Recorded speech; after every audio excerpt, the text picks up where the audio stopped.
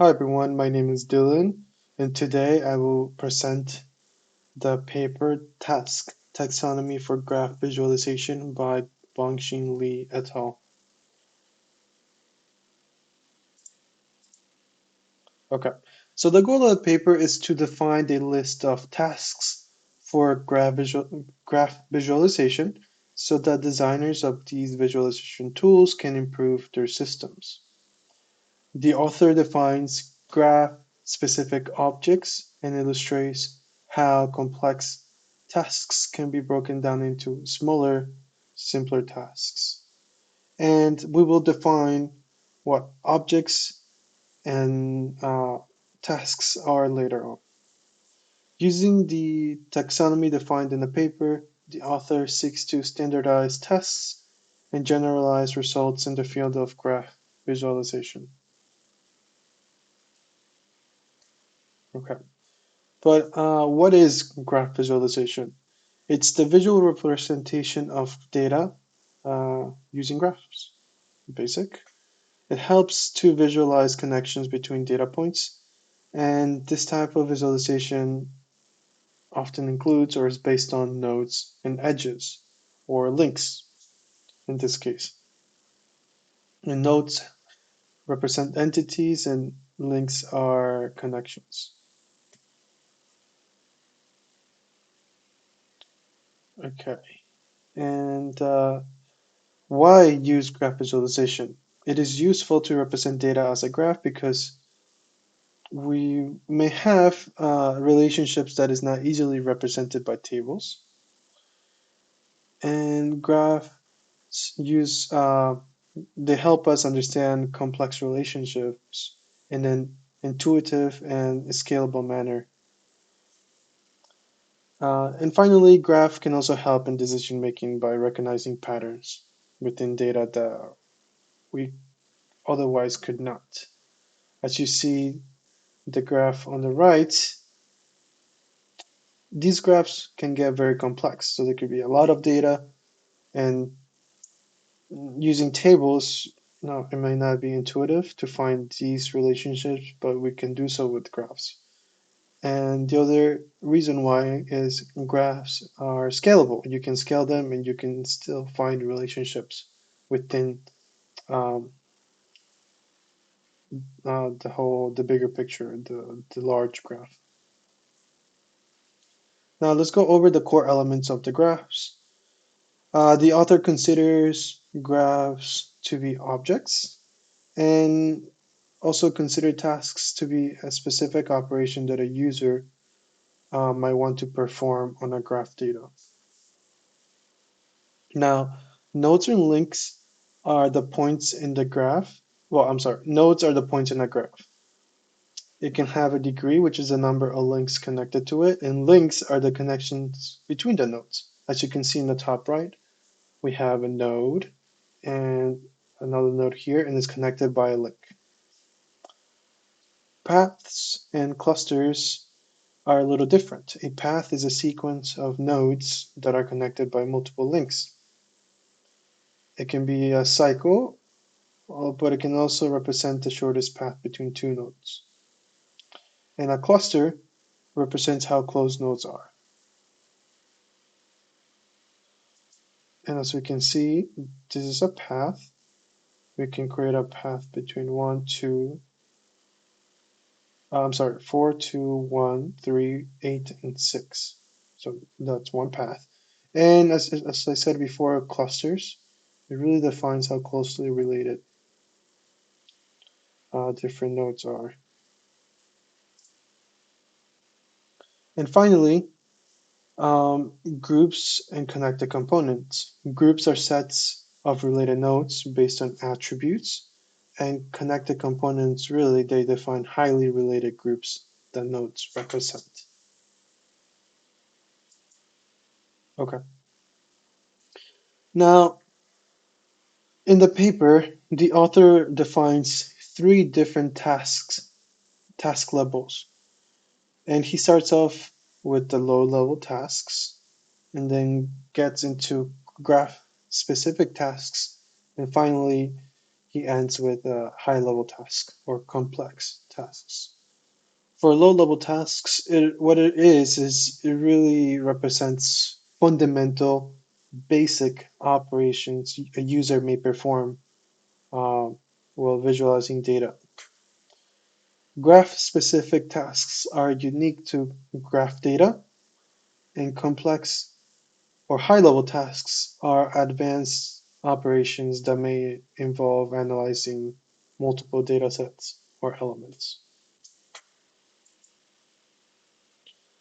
Okay, so first, let's start off with the low-level tasks. Um, and these low-level tasks, it's described as compounded from Amar et al.'s primitive tasks. So the author uses Amar et al.'s tasks and he compounds them and forms these following low-level tasks. For example, retrieve a value. It's finding the value of an attribute in a data case.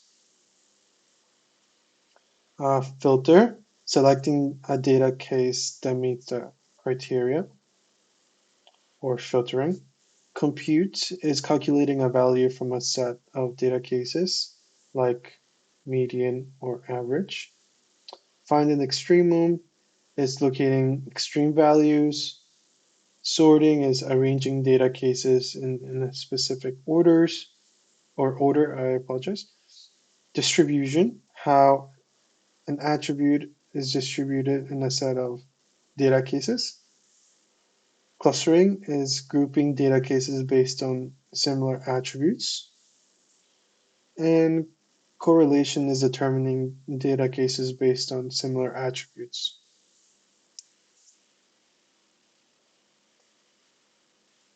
Okay,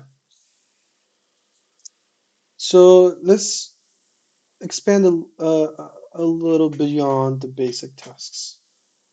And what the author does is there are some basic tasks that is not covered by Amar, and he proposes these three tasks, which are also basic and are finding adjacent nodes, scanning, and set operation.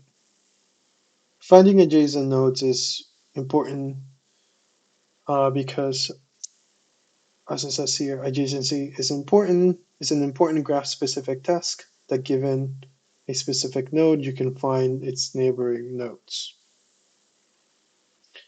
Scan, it really differs from a retrieval operation in that it does not return values. It is similar to lookup, where users can leverage this quicker review of items. So it's quick.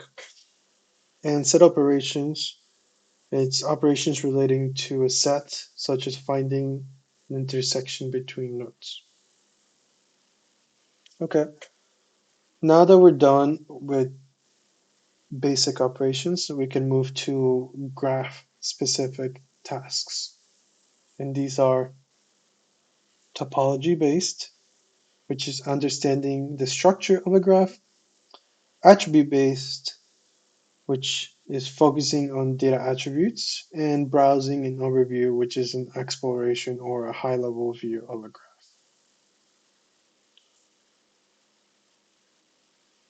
Let's start off with topology-based. This task deals with the structure of the graph, like I said before, and it's broken down into adjacency, or another way of saying it is the direct connections of a node. For example, find the set of nodes adjacent to a node. And this could be find the names of direct friends to Eric, right? Accessibility, it can be a direct or an indirect connection, such as find the set of nodes accessible from a node. So, who are your friends and your friends, and so on. A common connection. So, given nodes, find a set of nodes that are connected to all of them. For example, find the people who know both John and Jack. So, yeah, connectivity. It's one of the examples for connectivity could be finding the shortest path between two nodes. So that's topology-based tasks. Okay, now attribute-based tasks. It really focuses on data attributes. And these are just two types. Tasks focus on nodes and tasks focus on links. The ones focused on nodes, one example is find the nodes having a specific attribute. So who do you know from the people currently shown on screen, right? Or given a node, and this is for links, given a node, find a node connected only by certain types of links. For example, find the nodes connected by the SA relationship from a biological process node. Lastly, we have browsing and overview. And these are tasks relating to both navigating the graph as well as exploring the graph at a broader level. This allows users to graph the characteristics of a graph much quicker, but it may not be precise. For example, for browsing could be following a path or revisiting a node. Okay, now we get to complex tasks. And these are more high level. And the reason it's more high level, like I said before, it might involve analyzing multiple elements or multiple data sets simultaneously. So, for example, as described by the author, it could be comparing multiple food webs. As you can see on the top right, this is a food web, essentially the kelp. It's eaten by the sea urchin, and the sea urchin is eaten by the sea otter, and the sea otter is eaten by the shark. And same the other way, right? So comparing multiple food webs might involve analyzing multiple data sets to identify their similarities and differences and any data discrepancies. Another task could be identifying duplicate nodes. And what this really is, it focuses on detecting repeated entries in data, such as the same author appearing multiple times in a co-authorship graph, and determining if different nodes represent the same individual or entity. So that's what identifying duplicate nodes are and why it's important. Finally, tracking changes over time. It really is understanding how the graph evolves or changes over a specific period of time.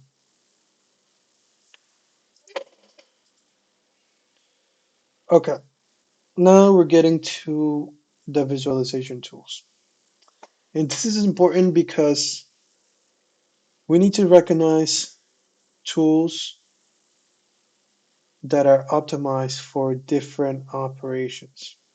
So the user must recognize specific elements of a graph they need the most and choose a tool that is specialized in that element, such as node or a link. Different tools can also be used or specialized really in different tasks. And this is the importance of tool optimization. So that's why optimizing tools are important. For example, Tree Plus specializes on nodes, but not on links or clusters. Matrices um, focuses on links and nodes, but no paths or groups. NVSS focuses on groups and no link diagrams.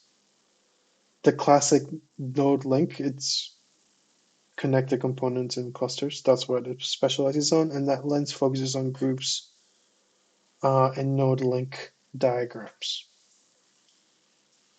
Okay, let's see. And briefly, why does tool selection matter? It matters because it helps optimize data representation based on specific characteristics of the tools that they effectively visualize. It also enhances user understanding, and we have efficient data analysis. Okay, now summing it all up, the paper represents, or I'm sorry, the paper presents a taxonomy for graph visualization, right? The basic, graph specific, and advanced, and emphasizes the importance of defining graph specific objects and tasks. Like I said before, uh, the detailed breakdown is designed to assist system designers in enhancing their tools and provide evaluators with the standard to compare to various graph visualizations. Each visualization tool has its strength for specific task, and effective tools enhance decision making through clear visualization. And that's my presentation. Thank you very much.